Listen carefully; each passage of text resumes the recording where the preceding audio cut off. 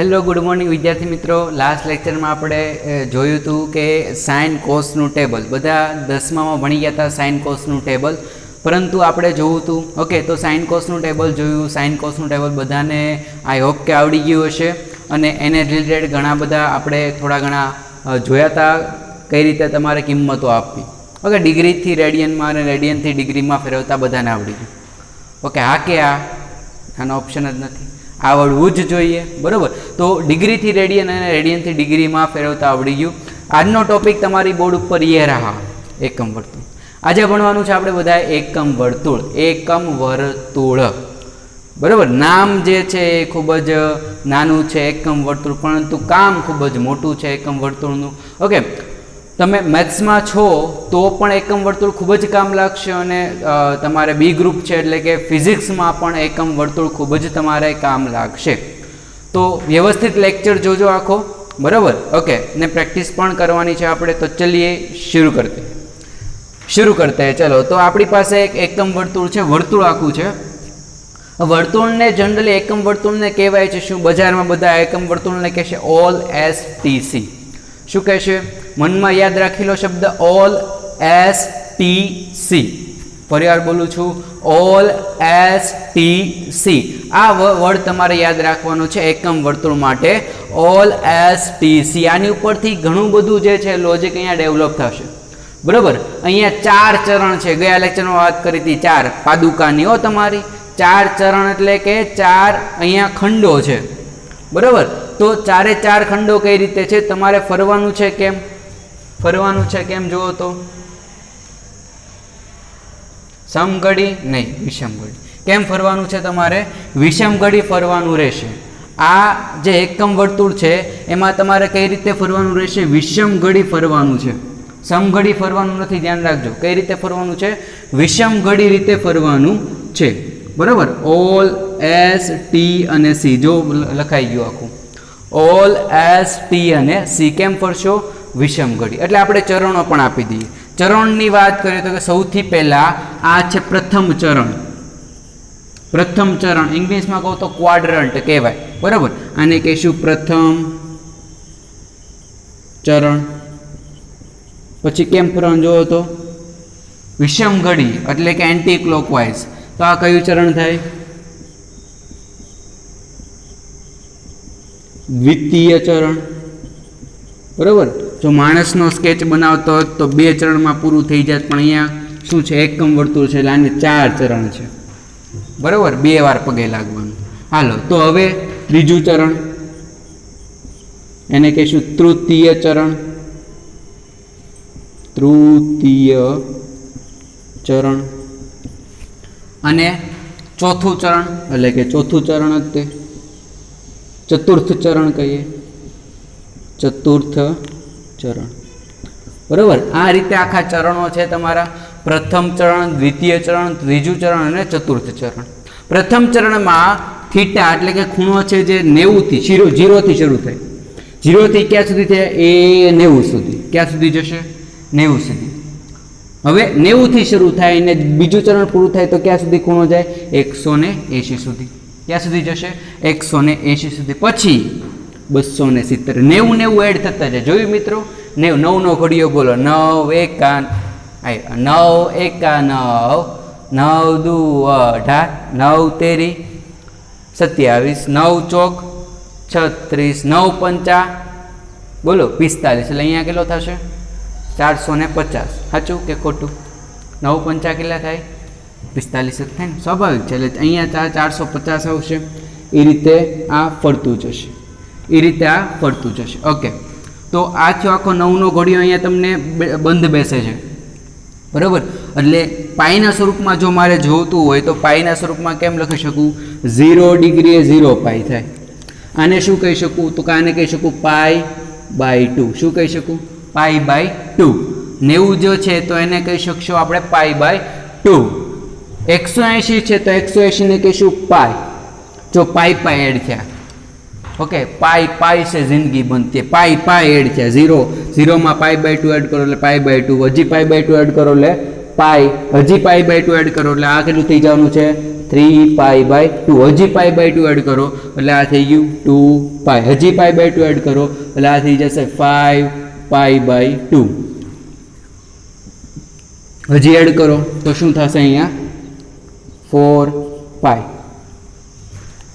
Sorry 3π અહીંયા થશે 3π હજી π/2 એડ કરો એટલે અહીંયા થશે 7π/2 હજી π/2 એડ કરો એટલે અહીંયા થશે 4π હજી π/2 હવે તમે કરજો હું નથી કરતો હાલો તો હવે તમે કરી શકો π/2 એડ કરતા જાઓ સાદુરૂપ દેતા જાઓ કરતા જાઓ સાદુરૂપ દેતા જાઓ કરતા જાઓ બસ બસ હવે બહુ નહીં ઓકે તો હવે જો ઓલ એસ ટી અને સી ઓલનો મતલબ બધા ઇંગ્લિશ આવડે ને એટલું તો આવડે બાકી વધારે ન આવડે ચાલશે ઓલનો મતલબ શું થાય બધા બધાનો મિનિંગ તો કે ત્યાં સાઇન પણ ધન કોસ પણ ધન ટેન પણ ધન કોટ પણ ધન સેક કોસેક પણ ધન સેક પણ ધન બધા ધન સાઇન કયો કોસ કયો ટેન કયો કોટ કયો કોસેક કયો સેક કયો બધા વિધેયો કેવા ધન ઓલનો મતલબ બધા બધા કેવા ધન ઓકે તો આપણે લખીએ ધનમાં કોણ કોણ આવશે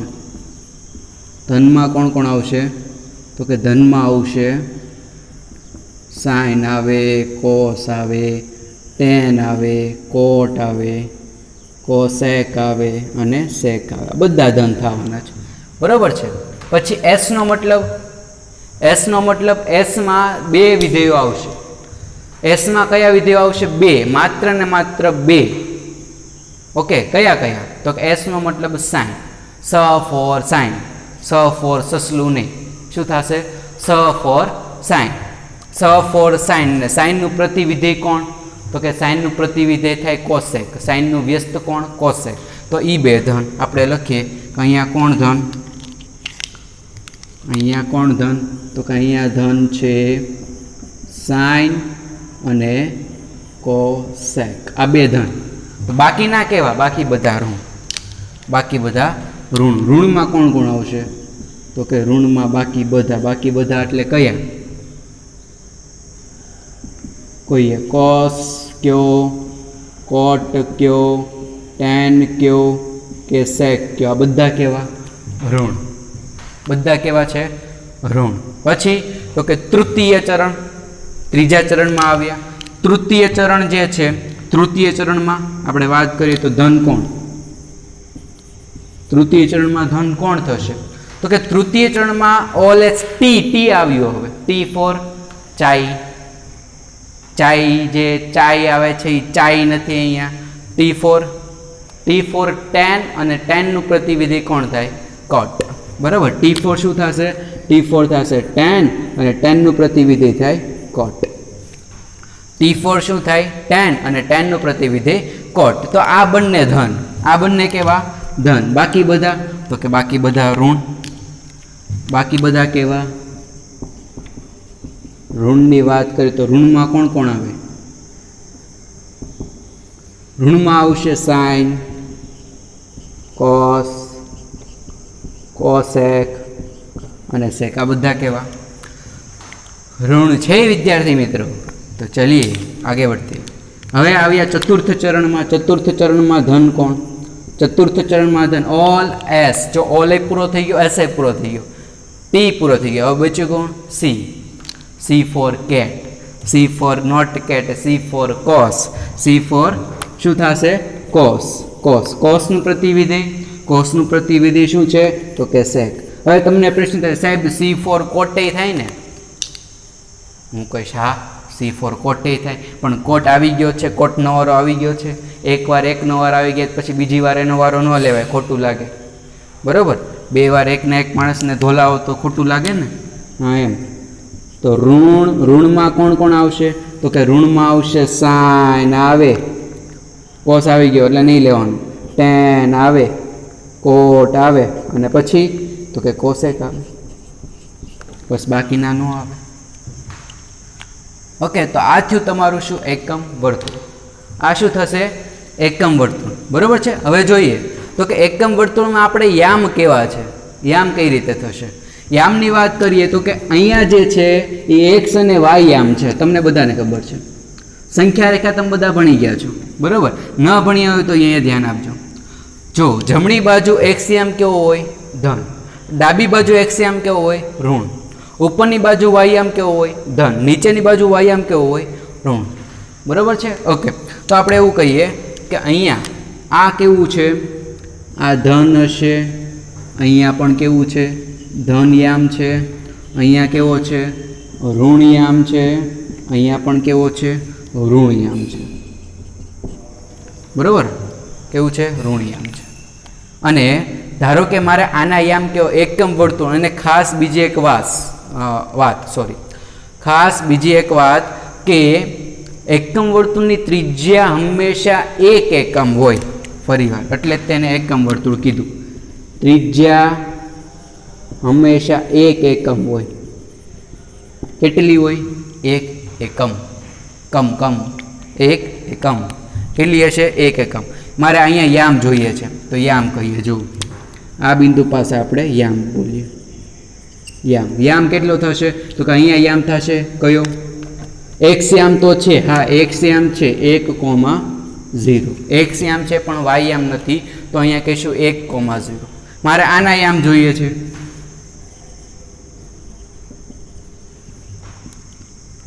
વાયયામ છે પણ એક્સયામ નથી, તો અહીંયા લખશું 0,1. શું લખશું? 0,1. મારે આના યામ જોઈએ છે, તો હવે અહીંયા એક્સયામ છે પણ કેવો છે? ઋણ છે. એક્સયામ છે પણ કેવો છે? ઋણ છે. બરાબર, તો અહીંયા યામ કહું, યામ શું થશે? -1,0. અને અહીંયા છેલ્લા અહીંયા યામ કેવા છે? તો અહીંયા યામ શું થશે? તો કે અહીંયા વાયામ છે પણ કેવો છે? ઋણ છે. તો અહીંયા યામ થશે કેવા થશે? 0,-1. શું થશે? 0,-1. આ તમારા યામ બનવાના છે. ઓકે, તો અહીંયા સુધી પૂરું બધાને. હવે એક વસ્તુ બાકી છે.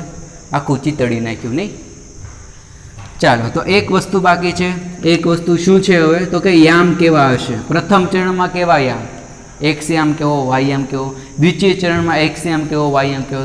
તૃતીય ચરણમાં એક્સ કેવો, વાય કેવો? અને ચતુર્થ ચરણમાં એક્સ કેવો, વાય કેવો? તો આપણે વાત કરીએ પ્રથમ ચરણની.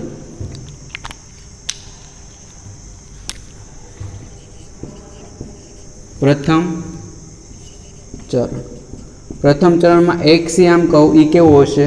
તો કે એક્સયામ છે ધન, વાયયામ કેવો છે? ઈ છે ધન. પ્રથમ ચરણમાં બંને ધન. એક્સે જો ધન હોય, વાય તે જો ધન હોય, તો એ કયું ચરણ થાય? પ્રથમ ચરણ થાય. હવે તો કે દ્વિતીય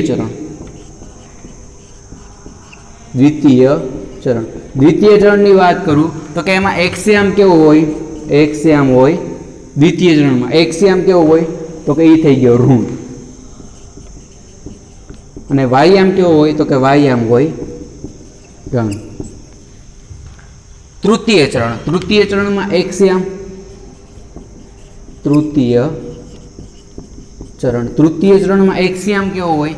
તો કે એક્સયામ હોય અહીંયા કેવો? ઋણ. અને વાયયામ એ પણ ઋણ. એટલે જો બંને ઋણ છે તો તમારે કઈ આવી જવાનું? તૃતીય ચરણમાં. અને ચતુર્થ ચરણ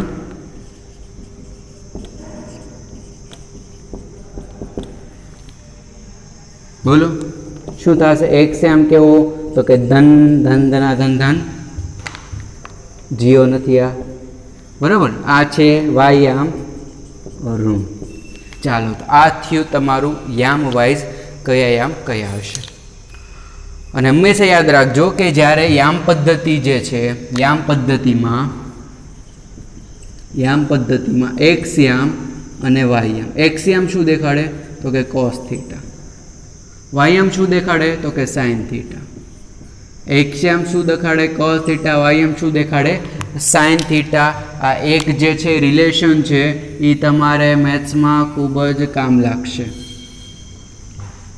આ રિલેશન મેથ્સમાં ખૂબ જ કામ લાગશે, એટલે યાદ રાખજો. બરાબર, આપણે હવે પ્રેક્ટિસ કરીએ. ચાલો પ્રેક્ટિસ. ઓકે, એટલા તમને વિધેય આપ્યા છે અહીંયા. આ વિધેયના જવાબ તમારે કહેવાના છે.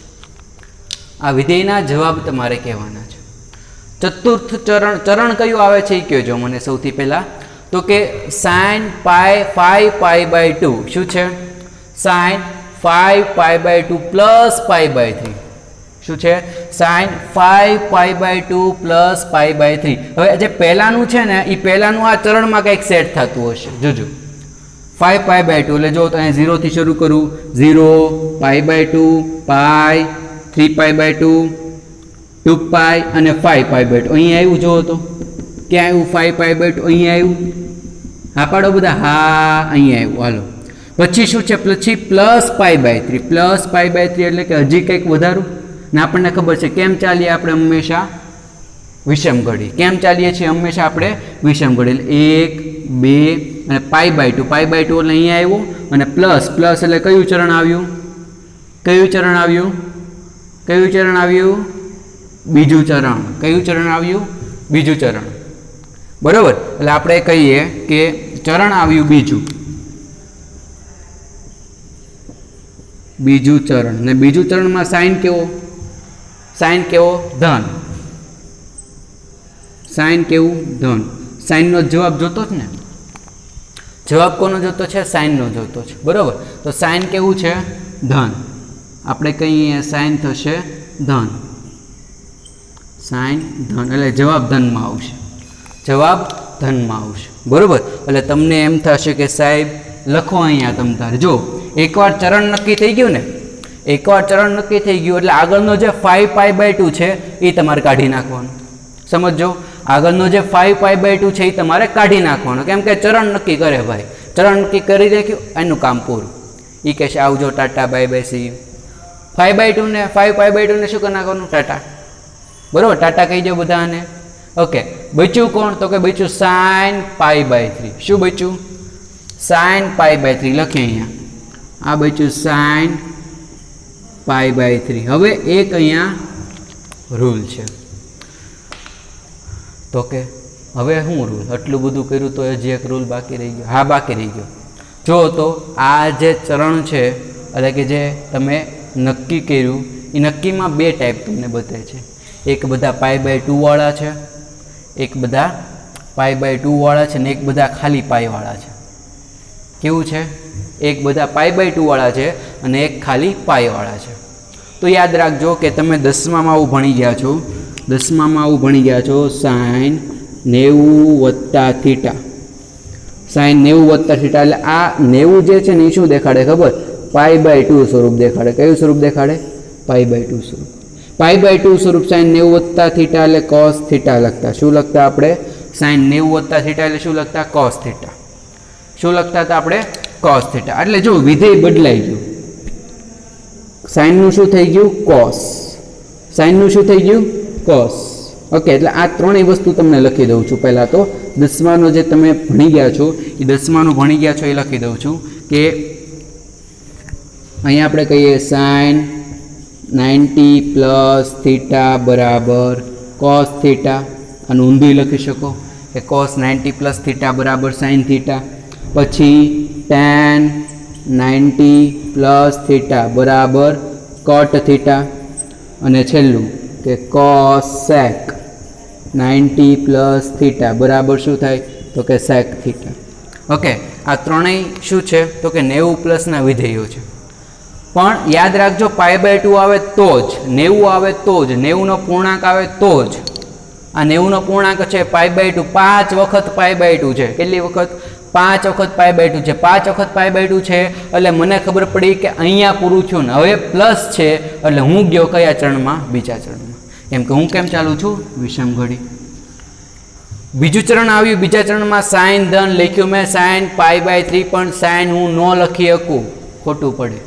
sin ન લખી શકું ખોટું પડે અહીંયા મારે શું લખવું પડે 90 છે એટલે અહીંયા મારે લખવું પડે cos π/3 શું લખવું પડે cos π/3 અને cos π/3 એટલે કહી શકો cos 60 એટલે શું થશે cos 60 એટલે થશે 1/2 cos 60 એટલે શું થશે cos 60 એટલે 1/2 આ તમારો જવાબ ઓકે સમજાણું બધાને ચલો આગે बढ़ते હવે તો કે અહીંયા જોઈએ સમજો cos 2π।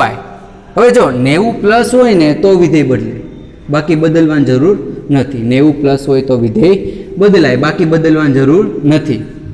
ઓકે ચલો, તો 2π પ્લસ સમજો, cos 2π પ્લસ એ એકવાર એટલે કે 0 થી π/2, π/2 થી π, π થી 3π/2, 3π/2 થી 2π।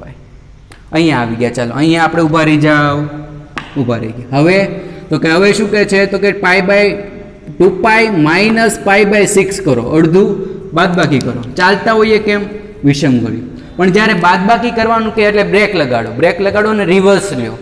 કેવી લ્યો, માઇનસનો મતલબ રિવર્સ જ કે ને, ગાડીને રિવર્સમાં નાખો ભાઈ, રિવર્સમાં નાખો એટલે આમ ચાલવું પડશે। તો કયું ચરણ આવ્યું, જો આમ ચાલતો હતો π/2, π, 3π/2, 2π, આમ જ ચાલતો હતો, પણ માઇનસ કીધું, મને માઇનસ કીધું એટલે મારે ગાડી કેમાં રાખવી પડે, રિવર્સમાં। રિવર્સમાં નાખો, કયું ચરણ આવ્યું જોવો તો ચતુર્થ। ચતુર્થમાં કોસ કેવું, ધન। ચતુર્થમાં કોસ કેવું, ધન, કેમ કે કોસનો જવાબ જોતો જ ને મારે, એટલે લખીએ કયું ચરણ આવ્યું, ચતુર્થ ચરણ।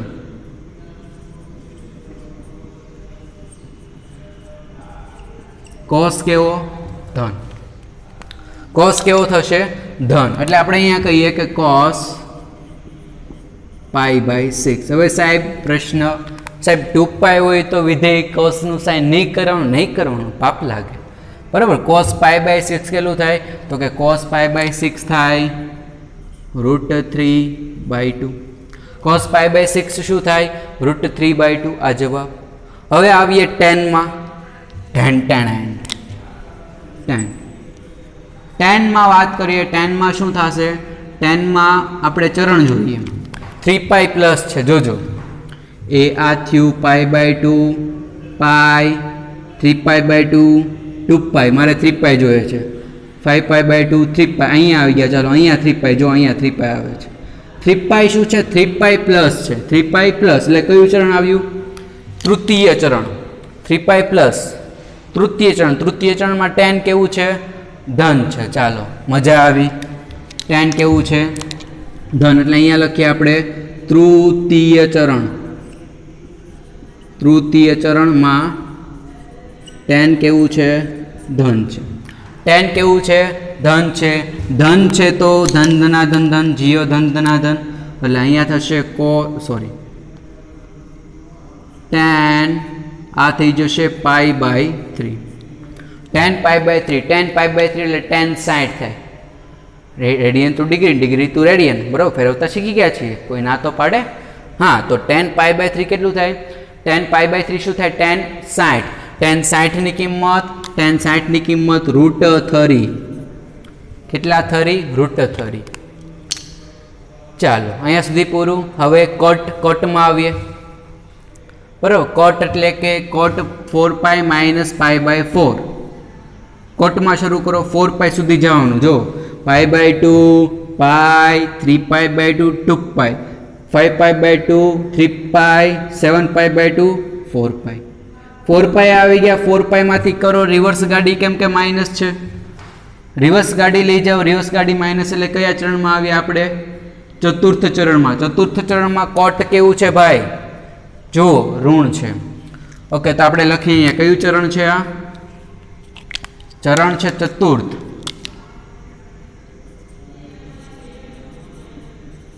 ચતુર્થ ચરણ, ચતુર્થ ચરણમાં કટ કેવું, કોટ ઋણ, કોટ કેવું, ઋણ, કોટ ઋણ એટલે કહી શકીએ અહીંયા કે જવાબ આવશે કોટ। ચાલો π/2 છે, 90 નું વિધેય છે, નહીં ના પાડો બધા, π/4 જ આવશે, પણ કેવું આવશે, ઋણમાં। આપણે લખીએ માઇનસ કોટ π/4, શું થશે, માઇનસ કોટ π/4, π/4 એટલે શું થાય, કોટમાં 1/√2, કોટમાં π/4 1/√2, પણ કેવા, માઇનસ, કેવા, માઇનસ। ચાલો બધાને ફાવેબલ ભાઈ, ફાવેબલ ને, હાલો ફાવી ગયું ને બધાને, ચાલો તો વાંધો નહીં। ચતુર્થ ચરણ પૂરું થયું। હવે બીજા બે હજી બાકી છે, cosec pi plus, sorry pi minus જોઈએ, તો કે કોસેક પાઈ માઇનસ, ચાલો 0 શરૂ કરો, 0 થી π/2, અહીંયા પાઈ આવી ગયા, ચાલો બહુ નાનું હતું. પાઈ માઇનસ એટલે કયું ચરણ બોલો? રિવર્સ ગાડી લગાડો, રિવર્સ ગાડી લગાડો એટલે કયું ચરણ? બીજું ચરણ. બીજા ચરણમાં કોસેક કેવું? કોસેક ધન, એટલે આપણે લખીએ કે દ્વિતીય ચરણ. દ્વિતીય ચરણ. દ્વિતીય ચરણમાં કોસેક કેવું? કોસેક ધન. કોસેક ધન. કોસેક ધન જવાબ કેવો આવશે? જવાબ કેવો આવશે? કોસેક π/3. કોસેક π/3. ઓકે, sin π/3 યાદ નથી તો sin π/3 યાદ કરો. sin 60 કેટલું થાય? sin 60 √3/2 ને એને ઉલટાઈ નાખો તો આ થઈ જશે 2/√3. કેટલું થઈ જશે? 2/√3. આ તમારો જવાબ. લાસ્ટ આખરી પડાવ. આખરી પડાવમાં શું છે તો કે sec 3π/2 પ્લસ π/4. sec 3π/2.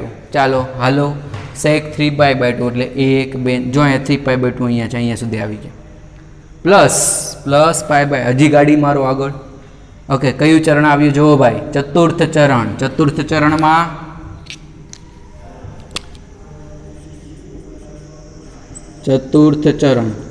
ચતુર્થ ચરણમાં બોલો શું થશે? ચતુર્થ ચરણમાં કયું ધન?